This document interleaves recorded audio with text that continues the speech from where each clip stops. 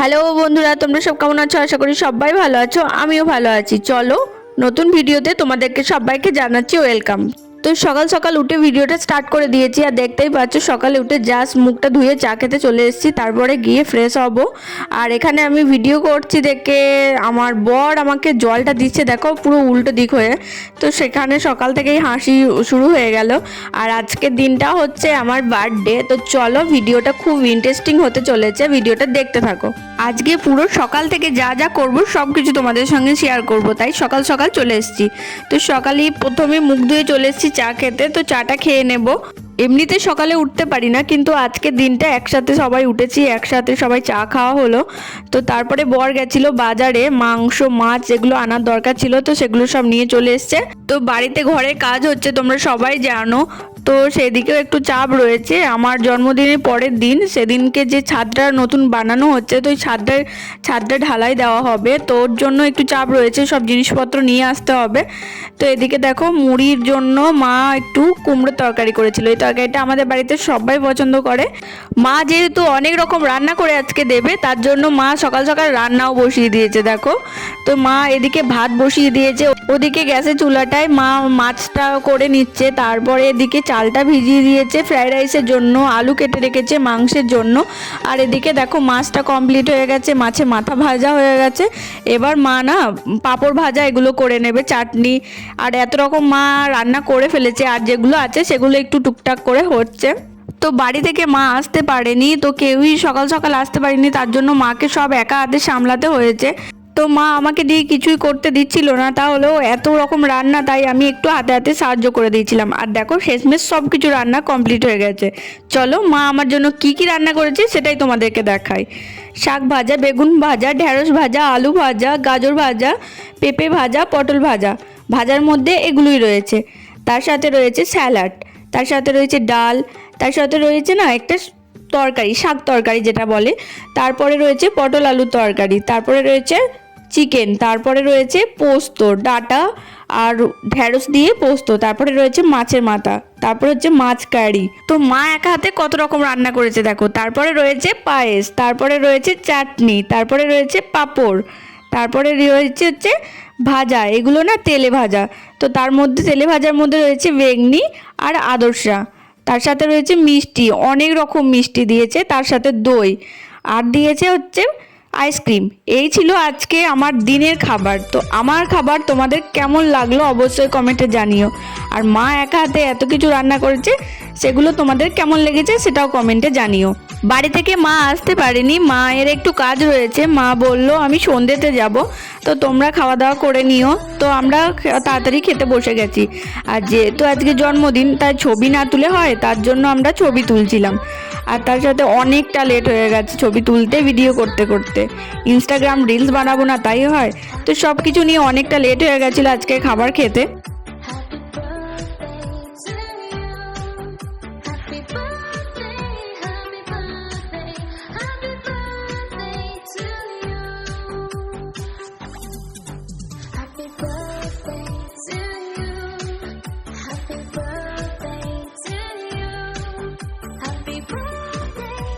মা আসতে পারেনি, ওর জন্য পায়েসটা কিন্তু ওই খাইয়ে দিচ্ছে। তো ওই বাবা মা সব বলছে যে কি আমি তোর বাবা মা সব, তো ওইভাবে খাইয়ে দিল। তারপরে মা পায়েসটা খাইয়ে দিচ্ছে, তারপরে আমার ছোট্ট একটা পিসি এসছে, তো ওই খাইয়ে দেবে। আর মা দিচ্ছে রুপোর থালা, বাটি আর চামচ। এটাই ছিল আজকের জন্মদিনে গিফট। তো এটার মধ্যে মা দিয়েছে আর বর দিয়েছে। তো সবাই আমাকে পায়েস খাইয়ে দেওয়ার পর আমাকে সবাই বললো খেতে শুরু করতে। তো আমি কি খাবো কিছুই বুঝতে পারছিলাম না, খুব আলাচালা করছিল। তো এরকম করে খেতে না আমার খুব খারাপ লাগে, এরকম খেতে পারি না আমি। তো আমার মনে হয় যে কোনো একটা সবজি থাকলে আমি খুব ভালো খাই। তো আমি বলছিলাম আমি খাবো না, মা বলছে খেয়ে নে খেয়ে নে। তো আগের বারও আমার এই সমস্যাটাই হয়েছিল, খাওয়ার টাইমে আমি কি খাবো কিছু খুঁজে পাচ্ছিলাম না। তো আমি বললাম যে ঠিক আছে আমি খাবো, আমাকে আগে খেতে দিয়েছো, আমি খাবো না, সবাই মিলে খাবার বেড়ে নাও। তো মা সবাইকে খাবার দিয়ে দিচ্ছিল, তো সবাই একসঙ্গে বসে খেয়ে নেব।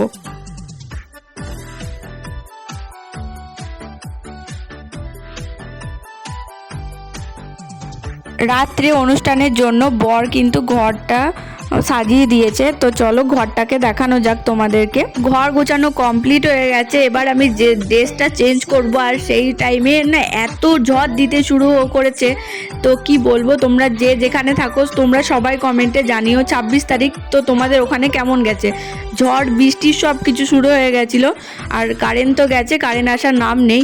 আর যেহেতু আমাদের বাড়িতে ইনভার্টার নেই, তো ওর জন্য আমরা কেকটাও কাটতে পারিনি। প্রায় আমাদের 10টা এরকম সময় কারেন্ট এসছে, তো তখন সবাই চলে এসছে, তো খেতে দেওয়া হয়েছে। খেতে দেওয়ার পর আমরা গিয়ে কেক কেটেছি। তো চলো সেই ভিডিওগুলোই তোমাদের সঙ্গে শেয়ার করি। আর কিছু টাইম কারেন্ট চলে গেছিলো, সেই ভিডিওগুলো হয়তো তোমাদের একটু অসুবিধা হবে, তাও একটু ম্যানেজ করে নিও। তো আমি তো ভেবেই নিয়েছিলাম যে আজকে কারেন্ট আসবে না, ওর জন্য আমি আর কারেন্ট চলে গেছিলো যেহেতু রেডি হইনি। তারপরে মা বলল, যখন 9:30 বাজে মা বলল একটু শাড়িটা পরে রাখ, তারপরে যদি কারেন্ট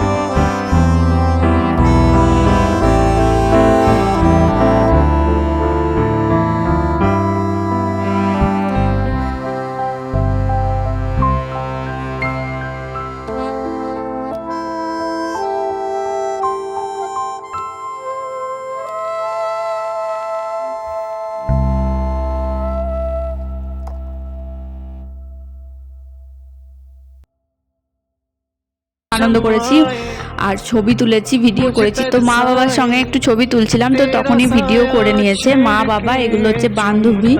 তো সবাই মিলে খুব মজা করেছি, খুবই মজা করেছি। আজকের দিনটা খুবই ভালো ছিল।